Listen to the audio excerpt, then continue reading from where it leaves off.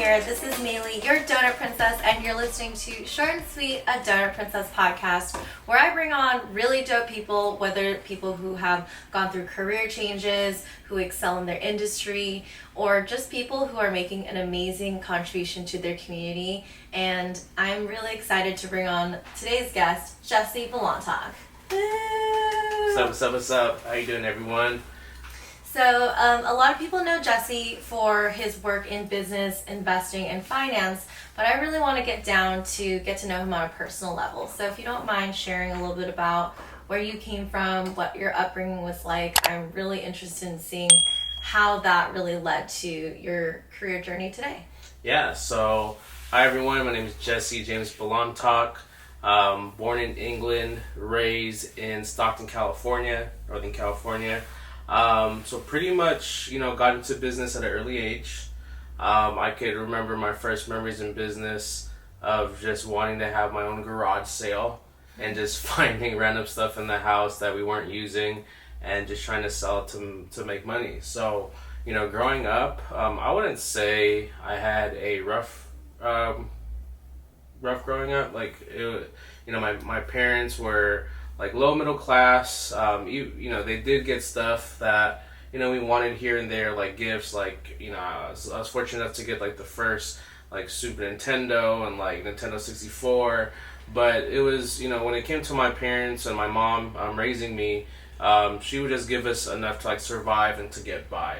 So with that being said, once food and basic clothes and a roof over your head was provided, that didn't really leave me with any extra income to kind of get the stuff I wanted. And I found myself growing up in middle school and high school, wearing the same clothes for a couple years, wearing the same shoes for a couple years, and the only way I could get the stuff I wanted is to make money my own way. So like I said, started with garage sales, started selling stuff in our house. And then I learned about, selling on Craigslist. So we would sell old video games for new video games. And, that turned into buying broken Xbox 360s and selling those. So, pretty much learned, Craigslist in and out and selling online in and out.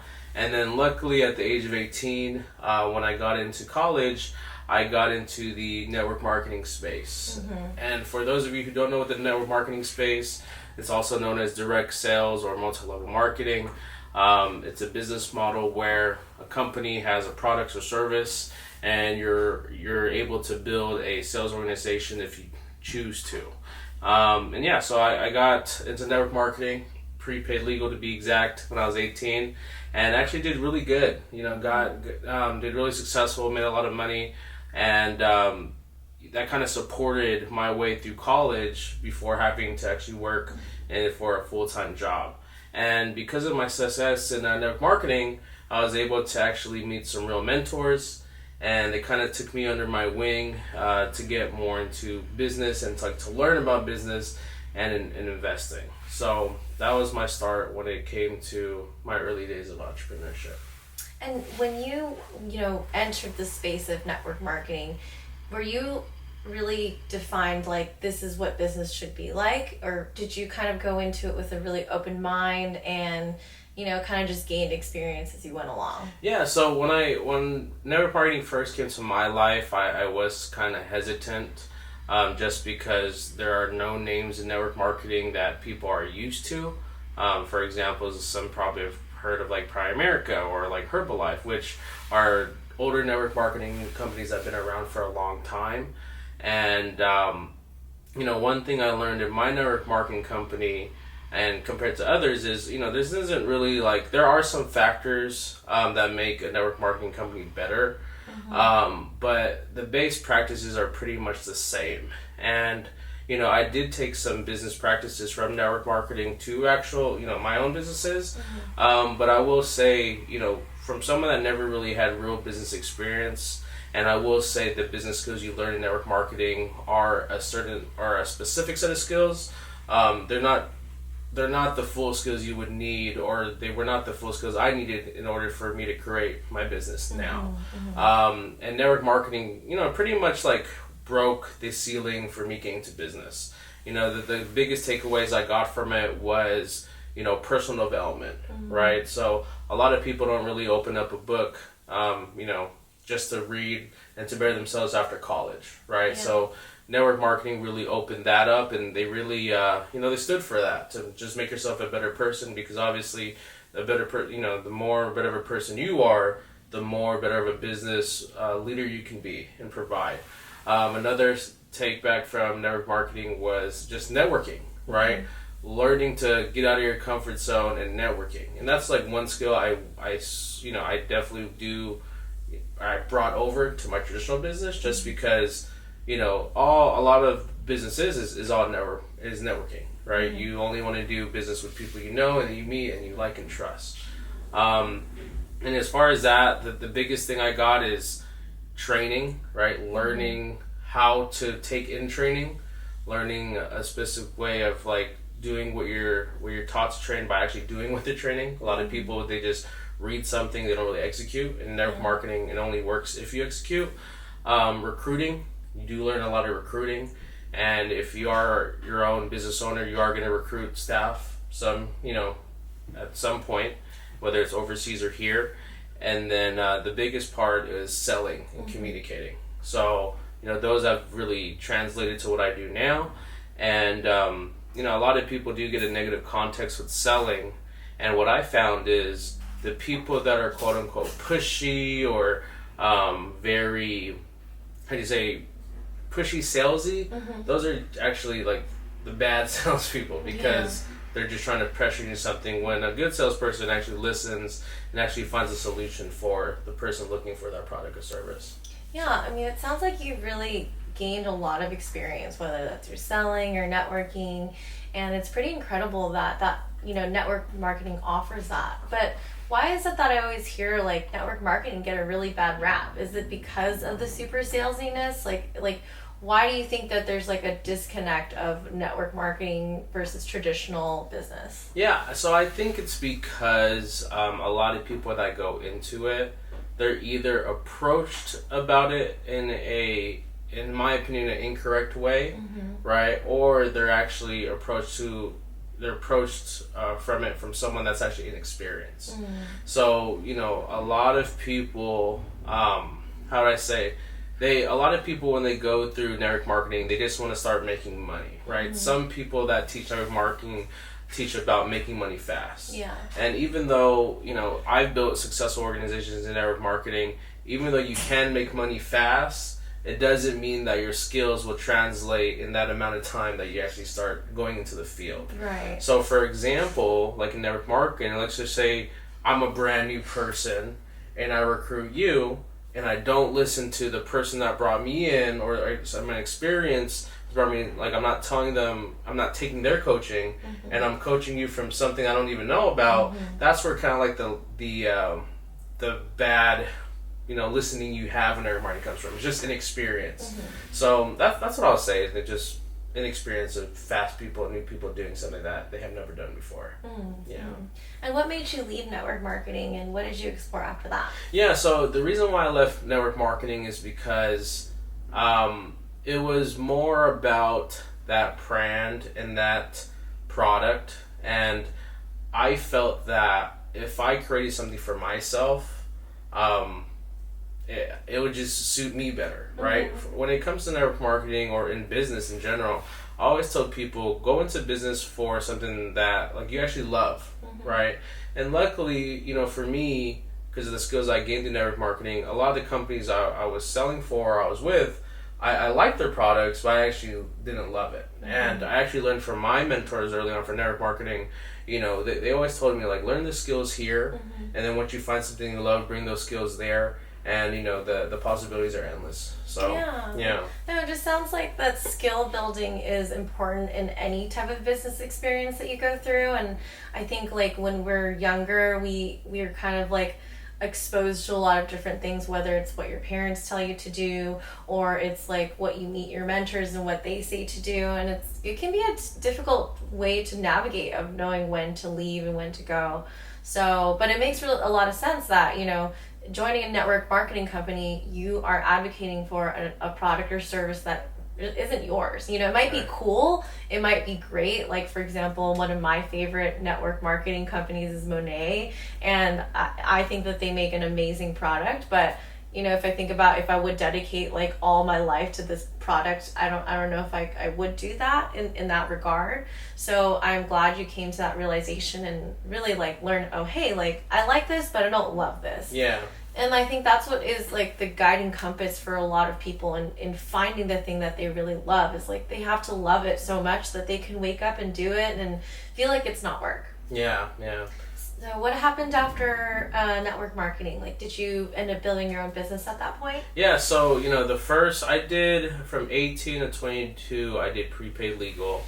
And then, you know, was doing really good at that company. I actually exited to join a skincare company. Luckily, I did good. I caught the company, in the beginning of the trend. And then after that network marketing company, I got really serious with a credit repair network marketing company. Okay. The reason why from the switches from the first company to the second is because, you know, network marketing, it's very rare to find a company that's, you know, brand new in momentum. And, you know, I actually wasn't growing anymore in the previous company, so that's why I made that switch. And then from the skincare company to the financial services or credit repair network marketing company, the reason why I switched is because I actually was learning about credit. I knew that credit was a way to build wealth. And, you know, if you guys think about it, a credit score, whether it's business or personal, it's always important, right?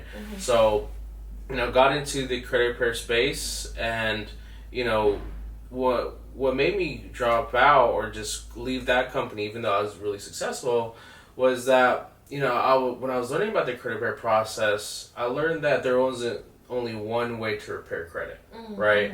There's different levels to it, right? And what I was telling, or what I found out was this network marketing company that I was doing business with, they were doing it more on a novice level of, you know, of service, right? Which is nothing wrong. The service still worked, but, you know, me being me and always trying to find the best, you know, in the service, I wanted to make sure my clients, you know, because I had a very specific client base, I wanted to make sure that they were getting the best possible service and their most effective service, and actually, you know, had something for them that created results where they didn't have to drag out their process, right? You're not saying that company specifically drug out their process, but I knew with different techniques and better techniques, you can get better results sooner, faster, and yeah, it's, you know, just a fast way to go up with credit. So I'm getting to the really exciting part where I learn a lot from my podcast guests, and that's why I really love to bring them on to really shed light on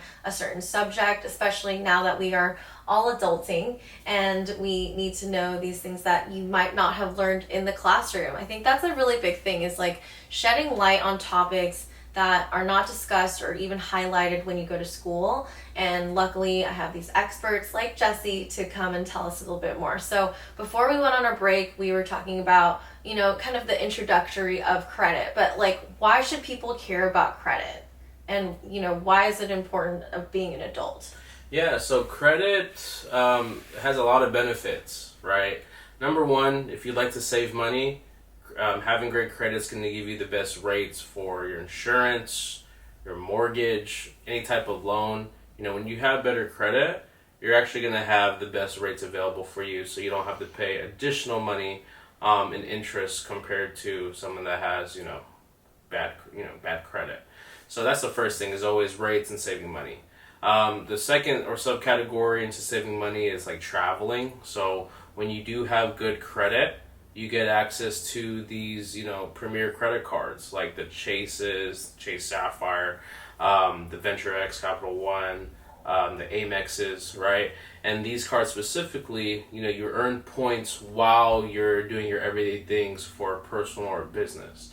And, when you have points, typical like airlines or specific brands have deals where the points can equate more than like $1 amount, saving you almost 30, 40, 50% from, the retail price of an airplane ticket or a hotel. The next thing when it comes to credit is investing, right? A lot of people don't have money to invest into, things like their own business, real estate, or whatever. When you do have credit, you get access to these bigger credit lines where you can actually use these credit lines to invest in real estate, to build a business, so on and so forth. So those are the three main things when it comes to credit.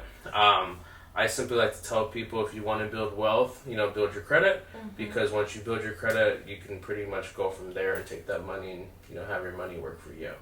Awesome. Thanks for that explanation. Like, how would you describe your process in helping somebody who needs help with credit? And, like, what's a bad credit score? Yeah, so in my opinion, anything lower than a 620 is considered a bad credit score or credit report. And it's not typically that's quote-unquote bad. Just under a 620 credit score usually means that you have some late payments on your report, you have some collections, you have some charge-offs, and those are things that you can actually go ahead and fix, right? When you're anywhere between like a 620 to a 650, typically that means you just have to build on your credit, meaning you need to like put more accounts, probably get a secured card. There's multiple things you can do to build on that credit. And then what I consider good credit is like a 720 and above. So usually when you see a 720, that's when you start getting access to those premier cards, you get low interest rates, and you can start building business credit from a 720 up, personal credit. And how does it really work in terms of like the time period, right? Like, does it happen overnight, or like you are when you're in that mode of fixing your credit, let's just say you've paid off some things and you opened up some credit cards, and I know that's not the simple solution to fixing your credit, but like, let's just say the process has been started. Like, how long does this process actually take in order for you to like go up in points? Right. So here's the thing, right? You got to look at fixing your credit and building your credit, right? Typically when it's fixing, that's focusing on late payments, charge-offs, collections, inquiries. Those can, there's fast ways and there's slow ways, right? Typically what I tell people, if it's, if it sounds too good to be true in credit, it probably is. And again, there's I don't use these processes when it comes to credit repair, but people have probably seen where they can get their credit fixed in 30 to 45 days, right? There are techniques and methods to do that. That's specific, those specific methods I don't do, and the only reason why is because I consider those like a Band-Aid solution, right? So just to cover up the wound for a temporary time. If you want like a legitimate, credit repair, I always tell my clients that it'll take a minimum of 9 months, right? 9 to 12 months. When it's a bankruptcy, almost a year and a half. But even though we set those expectations at 9 to 12 months, you can see results sooner. So typically with our clients, for the last couple months, we're seeing results anywhere between 3 to 4 months.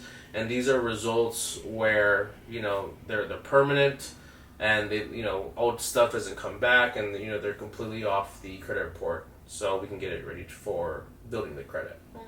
Okay, thanks for that clarification. I think that credit is just such like a big question mark. Like, again, like we weren't really taught credit in school, unless maybe you took like economics or something in college. But how's your credit business going? How many people have you helped so far? And what could you share, like your favorite success story? Yeah, so I've been running our business solutions firms for over 7 years. We started with our second service was credit.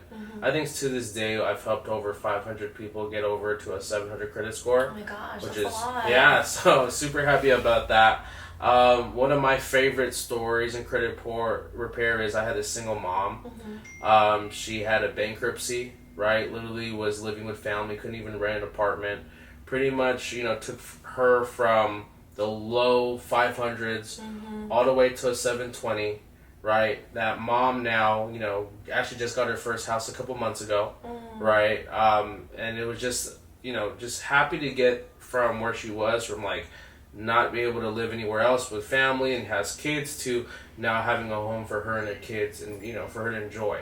And luckily with her too, she got a house that was actually an investment, and in the last couple of months that house has already went up over 30,000-40,000 in equity, meaning the house, her house value went up 30,000-40,000, And if she would have sold the house right now, she would have made 30,000 to 40,000 from when she bought the house, right? So, just seeing that person come from A to now Z, where it's her own home, she's building wealth, and now she's just in a better place, all because of credit. Yeah, and all because that you spent your time in helping her fix her credit, that she was able to move on and build her own wealth, which I think is so interesting about credit is like, you can build it up and it can take a minute, but you can also fall because of something that might not be your fault.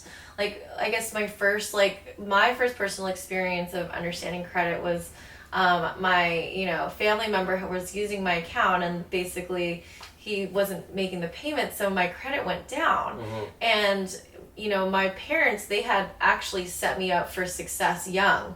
Like when I was 16, they opened up my credit card for me, and we were already building credit. So just to see that credit can go up and down, even if it's your choices and decisions or someone else's, it can be pretty volatile and kind of scary. So, why would you say that it's important to protect your credit at all costs? Yeah, so the reason why it's important to protect your credit at all costs is because it literally gives you opportunities that bad credit won't give you, right? So for example, even with the single mom I helped, right? It all started with her just wanting to have a place to live with her kids, right? Instead of being smothered with her other family members in a single family home, right? Imagine having 10 people in one home, right? Where that conversation changes to, now she's in a house, right? She now has a room for every kid, but now because she had good credit, she got into a market that was building, equity in her house. She can now take that money from her house and actually invest in other things, right? And now we're actually talking about her buying a big lotted land to put additional real estate on to bring more rental income for Airbnb. You know what I mean? So just by having good credit, you're able to have that opportunity, right? Another opportunity is like traveling for free, right? Me and you have traveled for free just because we have a lot of airplane points, and a lot of people, when you go on vacation, it's always the ticket price, right? Having the opportunity to not only travel for free, but even get upgraded seats for free is another opportunity just by having good credit, right? So all amazing reasons of why you should definitely protect your credit and nourish your credit and just check up on it. How do you feel about these credit monitoring services like Credit Karma and TransUnion? I get like some emails from them once in a while. It's like I like their take on like updating and letting us know our scores and giving us a little bit of education. Do you like those companies? So here's the thing, like Credit Karma as a free credit monitoring service is a cool tool, but it's not the best tool, right? So for a lot of people who don't know, there's two type of credit scores. There is a Vantage score, which usually shows on Credit Karma and Experian, and there's a FICO score, right? A Vantage score, in simple terms, it's kind of like your social score, right? And 90% of the time, your Vantage score is not anywhere close to your FICO score, okay? Your FICO score is what creditors look at. So when you want to get approved for a mortgage or anything to give you a credit card, they're always going to look at your FICO score. So, the specific credit monitoring service I like to use, and I use it for all my clients, is called My Score IQ. And it's, it has all the data points you can need in order to get your credit where you want to be, in order to get that pre-approval, a refinance, whatever you need for your credit. So I actually, I'm a partner with them. So, it's really cool to actually give my insight for what my clients need and actually see how I can help my clients by getting this report for them and showing them what exactly to do. So, yeah, Credit Karma is cool, but there's better services out there. It's good to know because we're only kind of, exposed to like the mainstream things, what we're advertised with.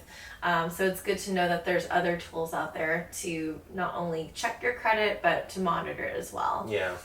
And so, I love that you are sharing that you're helping clients, whether they're single moms or just younger people like myself, or even older people going through bankruptcy, collections, whatever. But who primarily also do you work with, like in the industries to, help people with their credit so that they can continue on?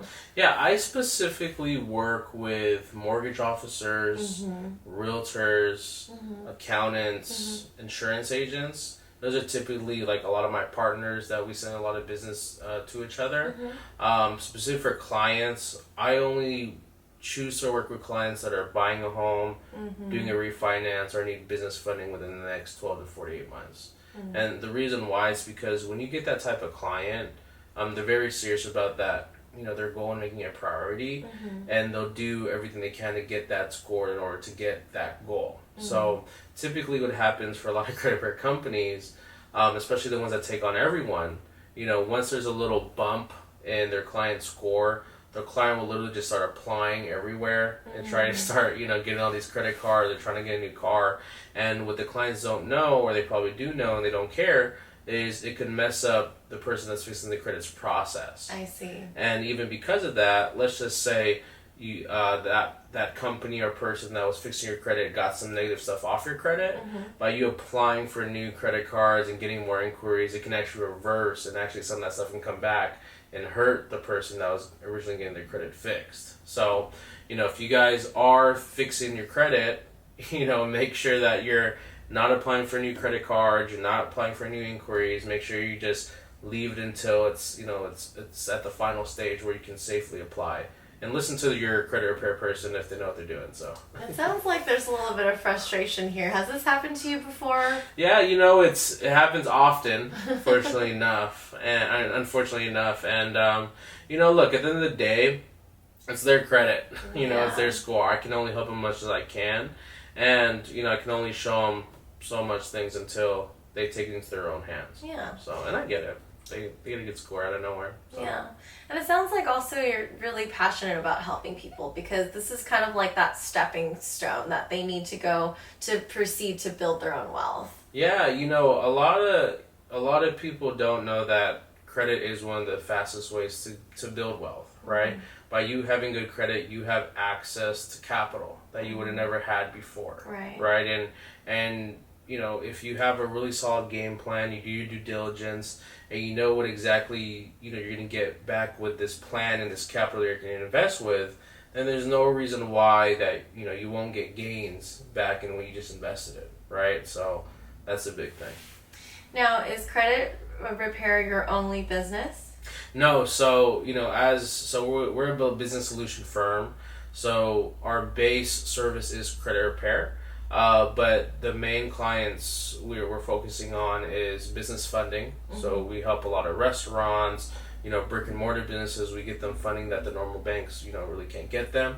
And we also help with student loan forgiveness, debt consolidation, notary. So all business solutions for the business. Amazing. Yeah.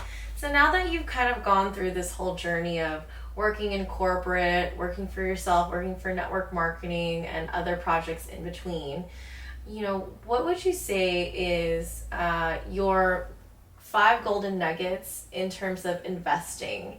So let me elaborate more on this. So I know that ever since I've met you, you've always stressed, investing in yourself, but also investing in a certain type of way. And I would love if you can share with my guests these 5 golden nuggets on how to spot a new investment, or how to invest in the way that you've discovered now that you've gone through all these different positions and really seen how business works. Yeah, so the first thing I would say when it comes to investing is always invest in yourself first, right? Whether that's personal development, seminars, a coach or mentor, and also be very specific if you're going for a course, coach or mentor, right? Make sure you're actually paying for that result you want, and that person actually has a lifestyle you want from what they're doing. So make sure you always invest in yourself first. Okay. Number 2 is, you always want to invest in your interests, right? I see a lot of people that just try to do a money grab. Yeah. And, I've been a victim of that too, where I have shiny object syndrome, and I just try to get in everything. And what I've learned from my mentors is it's always, great to be a specialist, not a generalist, right, when it comes to investing. The next thing is due diligence, right? And I don't care how good an investor you are, even the top ones sometimes miss due diligence. And what that means is actually doing your research and making sure the investment is what you fit, it fits your goals and what you want. Just because so many people just get into investments, they don't know what they're really getting into. They don't even know if it's a good investment. They just get greedy, or they get that gambling itch, right? So just remember, even though people say investing is gambling, it's not about gambling. It's about managing your risk and making it as small as possible. Right. The next thing when it comes to investing is I always like to invest in like trends, right? So typically for me, like what I like to invest in is, marketing, right? What is the new marketing? Is it AI? Is it text marketing? Is it social media? Just because once you learn how to invest in marketing, you're always going to get a positive ROI. And I definitely agree with that. Right, marketing is just everything. Marketing is everything. And like we walk around businesses and we enter and we're like, this place needs some marketing. They might have amazing food, amazing services, but if nobody knows about you, you're not going to get a lot of business. Exactly. And that's the thing. A lot of people, they always ask me, like, what do you want? Should I invest more in marketing or sales, right? I always tell them to invest in marketing just because, you can have the best marketing and the mediocre salespeople, and they'll do way better than the best salesman with no marketing. It's just, it's a proven fact. As far as also marketing, investing, actually have a game plan, right? Like I said, a lot of people get into investing just to do a money grab, right? They don't know, why they're actually getting into that investment, right? So it has to do with due diligence, but the most important part in that game plan is have an exit strategy, right? And this is what I've seen a lot with the crypto space the last couple of years, right? A lot of people get into a quote-unquote coin or an investment, and they have no exit strategy. Their exit strategy is, I will not take this money out until I become a multi-millionaire. Which if that's the case, everyone's losing, right? Which we obviously saw. And again, I invest in crypto too. Yeah. And, I fortunately was very, successful in it. But it's because I was able to have my own exit strategy and to, and find the investment that I really wanted to, and how to get out of it if I needed to. And the last thing is, manage your investment. See, especially when it comes to real estate, Airbnb, Turo, those are alternative investing plans people do, is a lot of, you have to account for like the bad months. You have to account for, if you continue to have bad months, do you exit, right? What is that full strategy with it? And a lot of people don't have one, and because of that, they don't manage it, and investment just becomes, a loss of money. Which again, a loss of money will happen when it comes to investing, but it's about managing how much you're losing and making sure that loss is, as least as possible, or like making sure you're not just putting more money into investment when it's not going to do anything, or hoping to get your money back, which is also like gambling. Those are amazing tips for anybody who's thinking about starting to invest or want to get into it. Obviously, Jessie here is an expert in it all. So, are you taking on new credit clients as of right now? So, due to the demand in the market, you guys, obviously, as you guys know, if you follow real estate, it's turning into a buyer's market. I'm only taking on clients that are seriously buying a house, doing a refinance, or need business funding in the next 12 to 24 months. And, you have to make sure you have your down payment and closing costs. If you don't have that, obviously we can make a game plan for it. But if it is super serious and you are wanting to get in the house in the next 2 years, or the other two subjects, we can definitely have a conversation. Awesome. And how can people find you or contact you if they're interested in your credit or business solution services? Yeah, just contact me directly on Instagram. That's the best point of contact. My Instagram handle is Jessie, Jessie, James, James, Balantac, B as in boy, Alantac. I'm pretty sure you'll have a link in the description to kind of support it. Yeah, so just reach out to me directly. Just say you came from Maylee's podcast, and we'll see if we can take care of you. Awesome. And any other kind of words of wisdom that you want to give to our listeners, anything in like the business investing space that you've learned, and if you could, leave it on this earth for someone to pick up, any advice like that? Yeah, I think just going back to what we talked about earlier, find something that you love to do, even though how it's super cliche, everyone says it, but it definitely does make a difference, because you'll literally come from, you either excited to wake up to work on a Monday, or you hate Monday because it's something that you quote unquote have to do, right? So make sure you love it. And the biggest takeaway too is, find a mentor, a course, accountability partner, or a coach that can actually get you to the result you want, and they're actually living your result, right? So, you know, if that mentor is doing 20 fix and flips for real estate investing, or that mentor, you know, knows how to get 100,000 in credit and make it, you know, 200,000 by the end of the year, and they're actually doing it, you know, reach out to them, you know, pay the price, invest in yourself, and, you know, it's all about cutting the learning curve and getting results sooner. So awesome. And thank you so much for being on my podcast today. It's been a long time coming, but it was super informative, and I hope that you guys out there who are listening got some value out of this. Again, the reason why I do these podcasts is so that you get to walk away with some new knowledge, and you have a resource here that you can contact if you have any questions regarding that. So until next time, holla at your girl.